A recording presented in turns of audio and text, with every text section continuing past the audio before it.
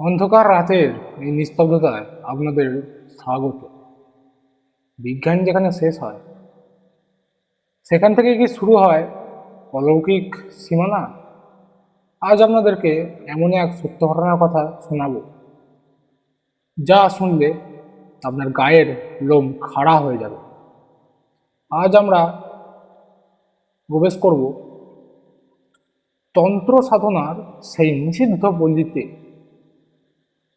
যেখানে মানুষের লোভ আর মহাশ্মশানের অন্ধকার এক হয়ে যায়। ঘটনাটা আজ থেকে প্রায় 20 বছর আগে। বীরভূমের এক প্রত্যন্ত গ্রাম, নাম তার রাধাপুর।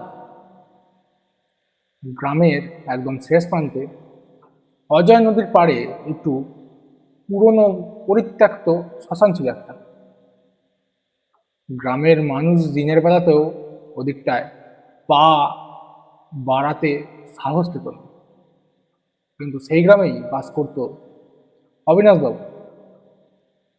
পেশায় তিনি ছিলেন স্কুল শিক্ষক, কিন্তু নেশা ছিল তার একটাই, তান্ত্রিক বিদ্যা আর প্রাচীন পুঁথি সংগ্রহ করা। অবিনাশবাবুর ধারণা ছিল তন্ত্র সাধনার মাধ্যমে নাকি অসম্ভবকে সম্ভব করা যায়। আর এই তীব্র কৌতূহলী তাকে একদিন টেনে নিয়ে গেল এক ভয়ঙ্কর অন্ধকারের দিনে। এক অমাবস্যার রাতে অবিনাশবাবুর বাড়িতে এক জটাধারী তান্ত্রিকের আগমন ঘটল। লোকটা চোখ দুটো ছিল ভাটার মতো লাল, আর সারা গায়ে মাখা ছিল চিতাভস্ম।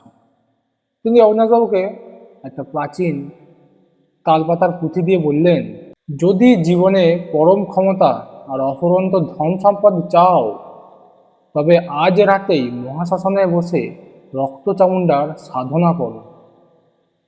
কিন্তু মনে রেখো, এই সাধনায় কোনো ভুল হলে তার মাসুল নিজের রক্ত দিয়ে দিতে হবে। কিন্তু লোভের বশে অবিনাশবাবু সব নিয়ম ভুলে গেলেন। রাত যখন ঠিক 12টা, চারিদিকে নিঝুম, অবিনাশবাবু সেই নিস্তব্ধ শ্মশানে গিয়ে আসন পাতলেন। চারিদিকে জ্বলছে 5টা তেলের প্রদীপ, সামনে রাখা একটা নরক পাল, আর তাতে লাল সিঁদুর দিয়ে আঁকা এক অদ্ভুত যন্ত্র। তান্ত্রিকের শিখিয়ে দেওয়া মন্ত্র উচ্চারণ করতে শুরু করলেন তিনি। তো সেই মন্ত্রটা আমি উজ্জ করছি না, একটা নর্মাল মন্ত্র দিচ্ছি। ওম ওং ক্লিং ক্লিং চামুন্ডায়। ঘড়ির কাঁটা যখন রাত 1টা ছিল, আচমকা চারপাশের বাতাস ভারী হয়ে উঠল। প্রদীপের শিখাগুলো নীলচে হয়ে কাঁপতে লাগলো। অজয় নদীর জল যেন হঠাৎ করেই ফুটতে শুরু করেছে। অবিনাশবাবু টের পেলেন তার ঠিক পিছনে কেউ একজন এসে দাঁড়িয়েছে। একটা পচা মাংসের তীব্র গন্ধ তার নাকে এলো। তিনি মন্ত্র থামিয়ে দিলেন, আর এটাই ছিল তার জীবনের সবচেয়ে বড় ভুল। তন্ত্র সাধনার নিয়ম হলো সাধনা শেষ না করে আসন ছেড়ে ওঠা বা মন্ত্র থামানো যায় না। অবিনাশবাবু ভয়ে ভয়ে পেছনে তাকালেন। তিনি যা দেখলেন তার জন্য তিনি প্রস্তুত ছিলেন না। একটা বিশাল আকৃতির কালো ছায়া, যার চোখ দুটো জ্বলন্ত কয়লার মতো ধাউধাপ করছে, আর তার মুখ থেকে লালা ঝরছে।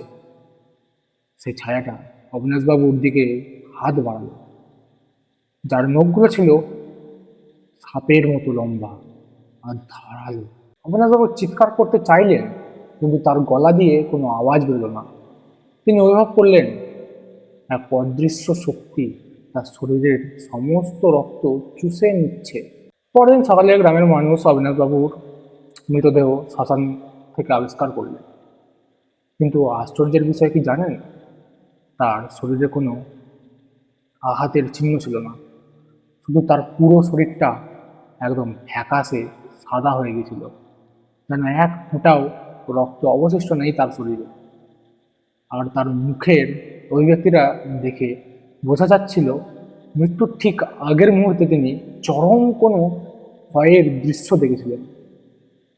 আজও নাকি অমাবস্যা রাতে রাধাপুরের সেই শ্মশান থেকে অদ্ভুত মন্ত্রোচ্চারণের শব্দ শোনা যায়। লোকে বলে অবিনাশবাবু আজও সেই সাধনা শেষ করতে পারেননি। তিনি আজও বন্দি সেই অন্ধকারের মায়াজালে। তন্ত্র সাধনার কোনো খেলা নয়, এটি এক অদ্ভুত এবং বিপদজনক জগৎ। আজ যেখানেই শেষ করছি।